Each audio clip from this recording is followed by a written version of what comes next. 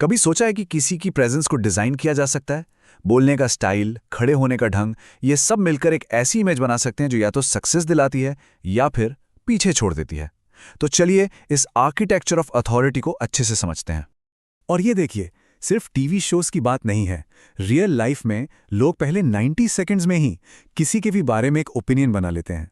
और ये जो स्नैप जजमेंट्स होते हैं ना, इनका सीधा असर इंसान की इनकम और करियर अपॉर्चुनिटीज पर पड़ता है। तो सवाल यह है कि इन 90 सेकंड्स में लोग आखिर देखते क्या हैं? हम लोग अनजाने में ऐसे कौन से सिग्नल्स भेज रहे होते हैं जो इतने क्विक डिसीजंस ट्रिगर कर देते हैं? चलिए पता लगाते हैं। जरा स्क्रीन पर देखिए। एक तरफ है एंग्शियस कम्युनिकेशन, यानी तेज बोलना, जैसे फिलर वर्ड्स का इस्तेमाल, एक नर्वस पॉस्चर। और दूसरी तरफ है ऑथोरिटेटिव कम्युनिकेशन। ये जो छोटी छोटी आदतें हैं ना, ये किसी की भी क्रेडिबिलिटी को खत्म कर सकती हैं, इससे पहले कि वो अपना बेस्ट आइडिया प्रेजेंट भी कर पाएं। तो अथॉरिटी का जो पहला पिलर है वो है आवाज। एक आवाज कैसे अथॉरिटी प्रोजेक्ट करती है, या फिर एंजाइटी। आइए इसे समझते हैं। देखिए, जब हम जल्दी जल्दी बोलते हैं तो ऐसा साउंड करता है जैसे हम सॉरी फील कर रहे हैं। इसलिए स्लो डाउन, धीरे बोलने से सोचने का वक्त मिलता है और कॉन्फिडेंस प्रोजेक्ट होता है। जॉर्डन पीटरसन का एग्जाम्पल लीजिए, वो कितना डिलिबरेटली आराम से बोलते हैं, जैसे उनका हर एक शब्द मायने रखता है। हर फिलर वर्ड जैसे या लाइक, इसका मतलब सीधा सा है आई एम नॉट श्योर। और ये चीज क्रेडिबिलिटी को बिल्कुल खत्म कर देती है। तो सोल्यूशन क्या है? सोल्यूशन है इन्हें स्ट्रैटेजिक पॉजेस से रिप्लेस करना।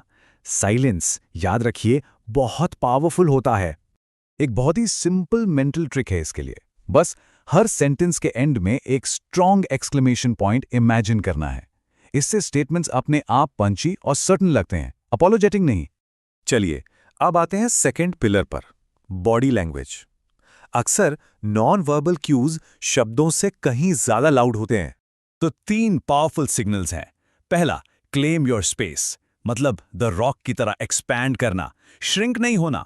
दूसरा, हाथों को विजिबल रखना, छुपे हुए हाथ वो डिसऑनेस्टी सिग्नल करते हैं। और तीसरा, 3 से 4 सेकंड का डायरेक्ट आई कांटेक्ट, ये ट्रस्ट और कनेक्शन बिल्ड करने में मदद करता है।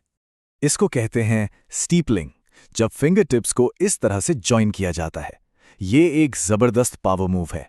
इससे हाथ ट्रूथ प्लेन पर रहते हैं, यानी विजिबल और ओपन। और एवोल्यूशन के हिसाब से भी हम उन लोगों पर ही ट्रस्ट करते हैं जिनके हाथ हमें साफ दिखते हैं। और हाँ, कुछ मिस्टेक्स हैं जिन्हें अवॉइड करना जरूरी है। बहुत ज्यादा सर हिलाना यानी एक्सेसिव नॉडिंग सबमिशन दिखाता है। बार बार खुद को टच करना यानी सेल्फ टचिंग डिस्कंफर्ट सिग्नल करता है। कॉफी मग जैसे प्रॉप्स से खुद को ब्लॉक करना एक बैरियर क्रिएट करता है। और फेक स्माइल से तो कहीं बेहतर है एक जेन्युइन न्यूट्रल एक्सप्रेशन। तो अब आते हैं तीसरे पिलर पर, और ये पिलर इन सब चीजों को एक साथ लाता है। ये सिर्फ पॉस्चर के बारे में नहीं है, बल्कि एक जेन्युइन कनेक्शन बिल्ड करने के बारे में है। यह एक बहुत ही फेमस इम्प्रोव टेक्निक है। किसी के आइडिया को नो बट कहकर काटने के बजाय यस एंड कहकर उस पर बिल्ड करना। जब ऐसा होता है तो लोगों को लगता है कि उन्हें सुना जा रहा है और पूरी कॉन्वर्सेशन एक पॉजिटिव कोलैबोरेशन बन जाती है। यह है मिररिंग। इसमें जिससे बात हो रही है उसकी एनर्जी, पेस और पोस्चर को हल्के से मैच किया जाता है। इससे ना एक इंस्टेंट रैपो बनता है। लेकिन हाँ, थोड़ा केयरफुल रहना पड़ता है। हायरार्की का ध्यान रखना जरूरी है। अपने सीईओ के सामने उन्हीं की तरह पावर पोज में बैठना शायद उतना अच्छा आइडिया ना हो। तो आखिर इन सब टेक्निक्स का अल्टीमेट बेनिफिट क्या है?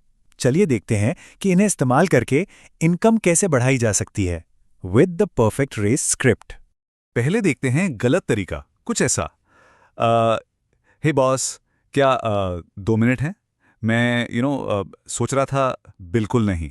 अब देखते हैं सही तरीका, hey boss, do you have a few minutes? फिर एक strong pause, open body language और एक ऑथोरिटेटिव टोन। देखा, डिफरेंस बिल्कुल क्रिस्टल क्लियर है। तो इसके लिए एक परफेक्ट 4 स्टेप स्क्रिप्ट है। पहला स्टेप, इंटेंट को क्लियरली स्टेट करना।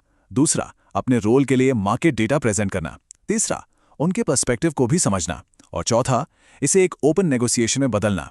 ये कोई डिमांड नहीं, बल्कि एक कोलैबोरेटिव डिस्कशन है।